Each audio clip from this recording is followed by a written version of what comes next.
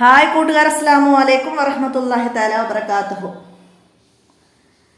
നാലാം ക്ലാസ് അഹ്കാമു തജ്വീദിലെ അദ്ദറസു സാദിസ്, ആറാമത്തെ പാഠം, ഇംഗ്ലീഷ് മീഡിയം സ്കൂൾ മദ്രസയിലെ അഹ്കാമു തജ്വീദാണ്. അപ്പോൾ നമ്മളിന്ന് പഠിക്കാൻ പോകുന്ന പാഠം ഏതാണ്?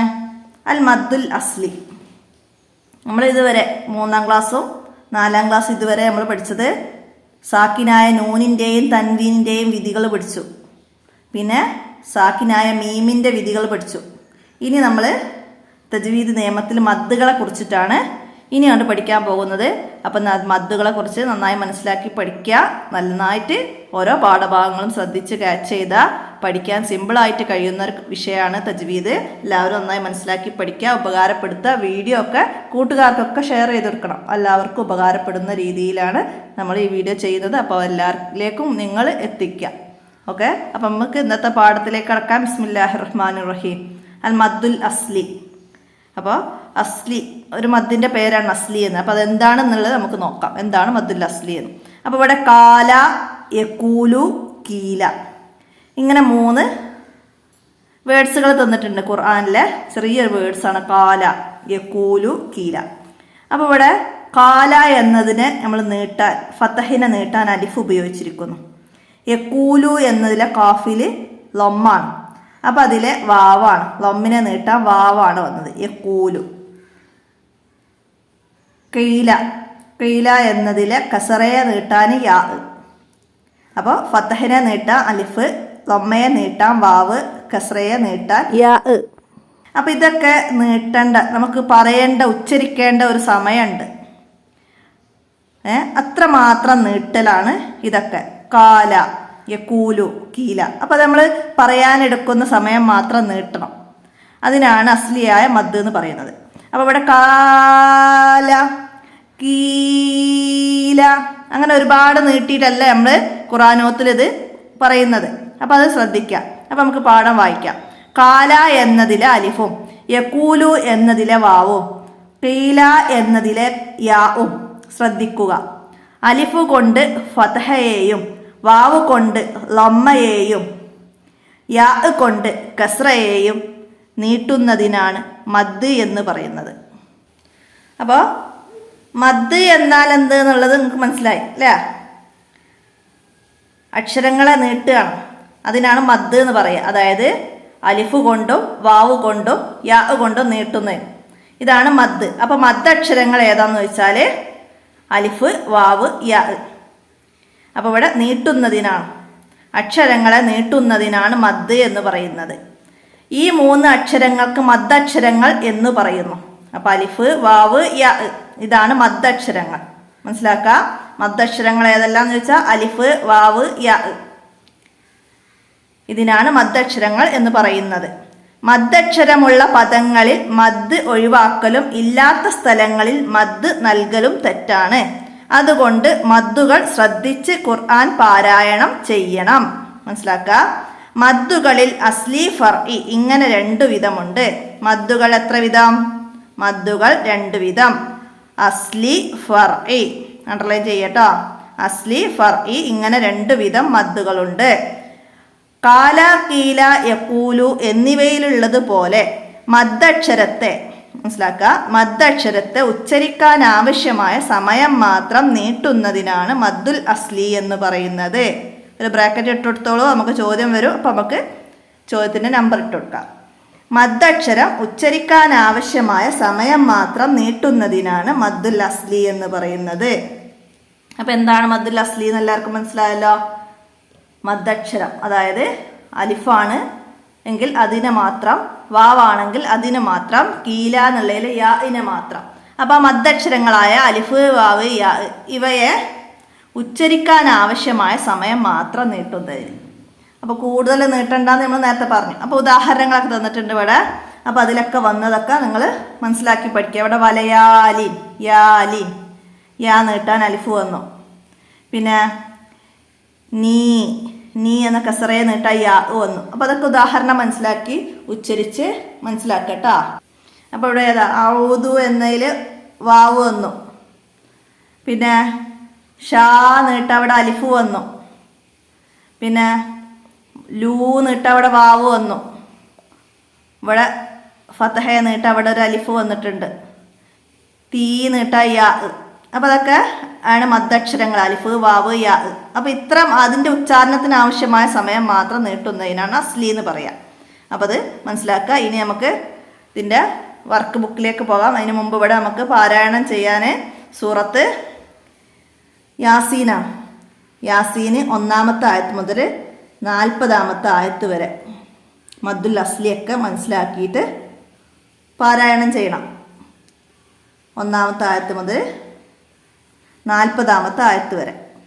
അത് ക്ലാസ്സിൽ ഉസ്താദ് ഓരോരുത്തരും നന്നായി മനസ്സിലാക്കി പഠിക്കുക. പിന്നെ മനപ്പാടമാക്കേണ്ട ഭാഗം വരുന്നത് ആയത്തുൽ കുർസിയും വല്ല അദ്കാർ, നമ്മൾ പഠിച്ച അദ്കാറുകളൊക്കെ. അപ്പോൾ അതൊക്കെ നന്നായി ഇതിൻ്റെ കൂടെ തന്നെ പഠിച്ചു പോരാ. എന്നാലാണ് നമുക്ക് ഖുർആൻ ഹിഫ്ള് എക്സാമിന് മനപ്പാടമുള്ള ഭാഗങ്ങൾ ചോദിക്കുമ്പോൾ പെട്ടെന്ന് പഠിച്ചെടുത്ത് പറഞ്ഞു കൊടുക്കാൻ കഴിയുള്ളൂ. അപ്പോൾ അതൊക്കെ ഓരോരോ പാഠഭാഗത്തിൻ്റെ കൂടെ ഹിഫ്ളാക്കേണ്ടതൊക്കെ പഠിക്കാൻ ഇനി നമുക്ക് ദഫ്തർ തോലിബ് നോക്കാം.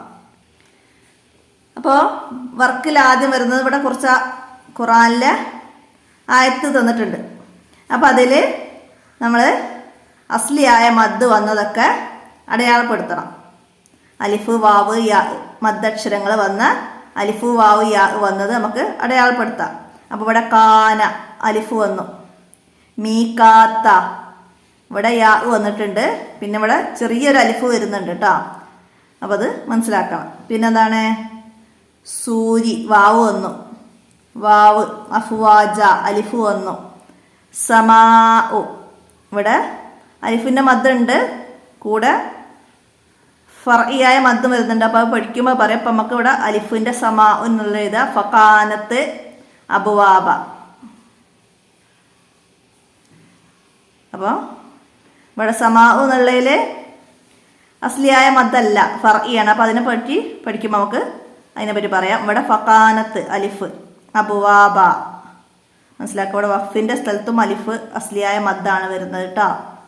അപ്പോൾ ഇവിടെ മീക്കാത്ത മീക്കാത്ത എന്നൊക്കെ അഫ്വാജ വഖഫിൻ്റെ സ്ഥലത്ത് വരുന്ന അസ്ലിയായ മദ്ദാണ്. അപ്പോൾ അതിനെക്കുറിച്ച് പഠിക്കേണ്ട പാടുണ്ട്. അപ്പോൾ നമുക്ക് കൂടുതലായിട്ട് പറയാം. എന്നാലും ഇവിടെ അസ്ലിയായ മദ് വന്നിട്ടുണ്ട്. അപ്പം നമുക്ക് അടയാളപ്പെടുത്താം. ഇനിയാ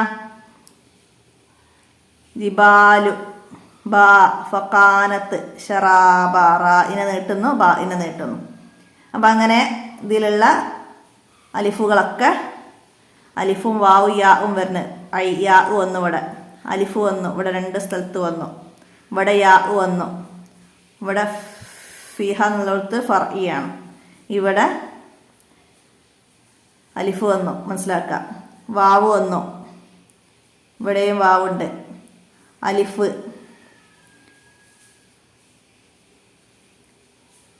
ഇവിടെ ബർദം വല. അപ്പം നമ്മൾ ഫതഹ് തൻവീൽ വഖഫ് ചെയ്യുമ്പോഴാണ് അസ്ലിയായ മദ്ദിൽ വഖഫ് ചെയ്യുക.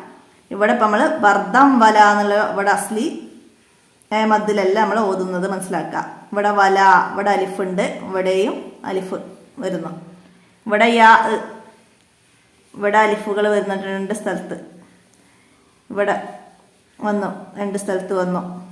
കാനു വാവ് വന്നു. വാവ് വന്നു. അലിഫുകൾ വരുന്നു. കദ്ദബു അലിഫ് വരുന്നു. ബി ആയാത്തി ഇവിടെ അലിഫ് വന്നിട്ടുണ്ട്. തിനാ കിദാബ ഇവിടെ അലിഫ് വന്നിട്ടുണ്ട്. ഇവിടെ ഒരു ചെറിയൊരു അലിഫ് ഉണ്ട്, മനസ്സിലാക്കുക. കിതാബ പിന്നെ വാവ് യാ ഇല്ല എന്നുള്ളിടത്ത് അലിഫ്. അദാബ എന്നുള്ളിടത്ത് ഇവിടെ അലിഫുകൾ വന്നിട്ടുണ്ട്. ഇനി ഇവിടെ താഴെ വന്ന ഈ കള്ളികളുണ്ട്. അതിൽ നമ്മളിവിടെ അസ്ലിയായ മദ് വന്ന് അടയാളപ്പെടുത്തിയ പാകളുള്ള ആ ഒരു വേർഡ്സ്. ഇപ്പോൾ കാന കാന മീക്കാത്ത ഇത് നമുക്ക് ഒരു കള്ളിയിലേക്ക് എടുത്ത് എഴുതാം. അതുപോലെ ഫിസൂരി ഇത് അടുത്ത കള്ളിയിലേക്ക് എഴുതാം. അങ്ങനെ ഇതിൽ നമ്മൾ കണ്ട അലിഫും വാവും വന്നത് നമുക്ക് ഈ കള്ളികളിലേക്ക് എടുത്തെഴുതി ഈ ബോക്സ് പൂർത്തിയാക്കാം. അപ്പോൾ നമ്മൾ അടയാളപ്പെടുത്തി പോകുന്നത് കാരണം നിങ്ങൾക്ക് ഓരോന്നും ഓരോ വേർഡ്സുകൾ അസൈനാഹു അതെടുത്തിട്ടൊരു കളിയിലേക്ക് എഴുതാം. കിതാബൻ, അങ്ങനെ ഫദൂക്കു, നസീദക്കും ഇവിടെ യാ വന്നത്. അപ്പോൾ അതൊക്കെ മനസ്സിലാക്കിയിട്ട് ഓരോന്നും ഓരോ കളിയിലേക്ക് എഴുതി അവിടെ പൂർത്തിയാക്കുക. ഇനി നുജുബ് ചോദ്യങ്ങൾക്ക് ഉത്തരം എഴുതാനാണ്. മദ്ദക്ഷരങ്ങൾ ഏതെല്ലാം? അപ്പോൾ മദ്ദക്ഷരങ്ങൾ ഏതൊക്കെയാണ്? അലിഫ്, വാവ്, യാ. അലിഫ്, വാവ്, യാ ഇതാണ് മദ്ദക്ഷരങ്ങൾ. നമ്മൾ പാഠഭാഗത്തിൽ വായിക്കുമ്പോൾ തന്നെ പറഞ്ഞിട്ടുണ്ട്, മനസ്സിലാക്കുക. അടുത്തത് മദ്ദുൽ അസ്ലി എന്നാൽ എന്ത്? മദ്ദുൽ അസ്ലി എന്നാൽ എന്താ? നമ്മൾ പാഠം വായിക്കുമ്പോൾ അടയാളപ്പെടുത്തിയിരുന്നു. മദ്ദക്ഷരം ഉച്ചരിക്കാൻ ആവശ്യമായ സമയം മാത്രം നീട്ടുന്നതിന് മദ്ദുൽ അസ്ലി എന്ന് പറയുന്നു. രണ്ടാമത്തെ ചോദ്യത്തിൻ്റെ ആൻസർ അത് അടയാളപ്പെടുത്തിയിട്ട് നമുക്കതിലേക്ക് എഴുതാം. അടുത്ത മൂന്നാമത്തെ ചോദ്യം, മദ്ദുകൾ എത്ര വിധം? മദ്ദുകൾ 2 വിധം. മദ്ദുകൾ 2 വിധമുണ്ട്, അത് എഴുതാം. അടുത്ത മൂന്നാമത്തെ ചോദ്യം, മദ്ദുകൾ ഏതെല്ലാം? മദ്ദുകൾ ഏതൊക്കെയാണ്? അസ്ലി, ഫർഇ. അസ്ലി, ഫർഇ. അസ്ലി, ഫർഇ ഇങ്ങനെ 2 വിധം മദ്ദുകളാണ്. അപ്പോൾ അതവിടേക്ക് എഴുതാം. അപ്പോൾ ഇത് മൂന്നാമത്തെ ചോദ്യത്തിൻ്റെ ആൻസറാണ് 2 വിധം. 4 അസ്ലിയും ഫർഇയും. അപ്പോൾ നിങ്ങൾക്ക് അടുത്ത വർക്ക് വന്നത് എന്താണ്? താഴെ കുറിച്ച ഹർഫുകൾ തന്നിട്ടുണ്ട്. അത് അലിഫ് കൊണ്ടും വാവ് കൊണ്ടും യാ കൊണ്ടും നീട്ടണം. ബാ, ബാ, ജിബാലുൻ അലിഫ് കൊണ്ട് നീട്ടി നമ്മൾ. ഫതഹയെ അലിഫ് കൊണ്ട് ജിബാലുൻ. വാവ് കൊണ്ട് യഹ്സബൂന, യഹ്സബൂന. വാവ് കൊണ്ട് ബാഇനെ ബൂ നീട്ടി. അടുത്ത യാ കൊണ്ട് ഹബീ, ഹബീറുൻ. മനസ്സിലാക്കുക. അടുത്ത ജീമാണ് ജാരിയ, ജാരിയ. ജാ ഫതഹിനെ അതിലൂടെ നീട്ടി. ജൂ ഇൻ, മിൻജൂ എന്നൊക്കെ നമ്മൾ ഖുറാനിൽ ഓതുന്നത്. അപ്പോൾ ജൂ ഇൻ. അടുത്തതാ വബി, വജീ അ, വജീ അ. മനസ്സിലാക്കുക. വജീ അ യാ കൊണ്ട് നീട്ടുന്നു. അതുപോലെ ദാല്, ദാലാണ് ആദാബുൻ, ആദാബുൻ. അതുപോലെ വദൂദ്, വദൂദ്. ദീനുക്ക, വദീനുക്ക എന്നൊക്കെ നമ്മൾ ഖുറാനിൽ ഓതുന്ന ദീ ദാലിനെ നീട്ടുന്നു. അടുത്തതാ സീനാണ് ഹിസാബൻ, ഹിസാബൻ. ഹുസൂർ, യസീർ, ബസീർ എന്നൊക്കെ സീ കൊണ്ട് നീട്ടാൻ വരും. തസീർ അങ്ങനെ. അടുത്ത സ്വാദ് സാഹിബുക്കും, സാഹിബുക്കും. സൂരിക്കും, ഫി സൂരി അങ്ങനെയൊക്കെ വരുമ്പോൾ സൂ. ബസീറ, ബസീറ. അടുത്ത് താലിബ്, താലിബ് തോര. ഫുതൂർ, അസാത്തീർ, അസാത്തീർ. തീ യാ കൊണ്ട്.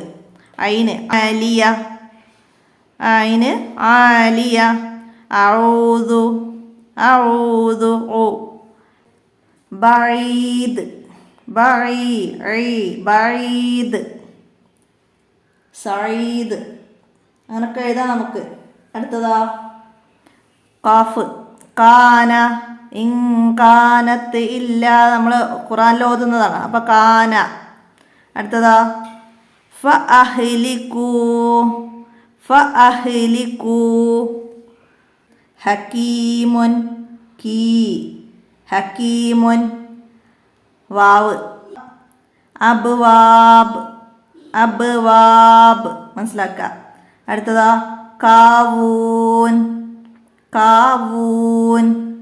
തൊവീലുൻ, തൊവീലുൻ. അപ്പോൾ ഇതൊക്കെ നിങ്ങൾ ഇതുപോലെ മറ്റുദാഹരണങ്ങൾ കണ്ടെത്തി എഴുതുക. ഖുറാനിൽ ഓരോ ആയത്ത് എടുത്ത് നോക്കിയിട്ട് അതിലേക്ക് നീട്ടാൻ വരുന്ന അസ്ലിയായ മദ്ദുകളൊക്കെ നന്നായി മനസ്സിലാക്കി ഇതുപോലെ ഉദാഹരണങ്ങളൊക്കെ കണ്ടെത്തി പഠിക്കുക. അപ്പോൾ ഇത്രയാണ് ഈ അഹ്കാമു തജ്വീദിലെ ഈ പാഠത്തിൽ നിങ്ങൾ പഠിക്കേണ്ടത്. അസ്ലിയായ മദ് എന്താണെന്ന് മനസ്സിലാക്കുക. മദ്ദക്ഷരത്തെ ഉച്ചരിക്കാൻ ആവശ്യമായ സമയം മാത്രം നീട്ടുന്നതിനാണ് മദ്ദുൽ അസ്ലി എന്ന് പറയുന്നത്. അപ്പോൾ അലിഫ്, വാവ്, യാ ഇതാണ് മദ്ദക്ഷരങ്ങൾ. അപ്പോൾ അത്രയാണ് ഇതിൽ നിന്ന് ഇമ്പോർട്ടൻ്റ് നൽകി പഠിക്കേണ്ടത്. ഓരോന്നിനും ഓരോ ഉദാഹരണങ്ങൾ. കാല, കീല, കൂലു, യക്കൂലു മനസ്സിലാക്കുക. അപ്പോൾ ഇന്നത്തെ ഈ വീഡിയോ ഇവിടെ അവസാനിപ്പിക്കുകയാണ്. അസ്സലാമു അലൈക്കും വറഹ്മത്തുള്ളാഹി വബറകാതുഹു.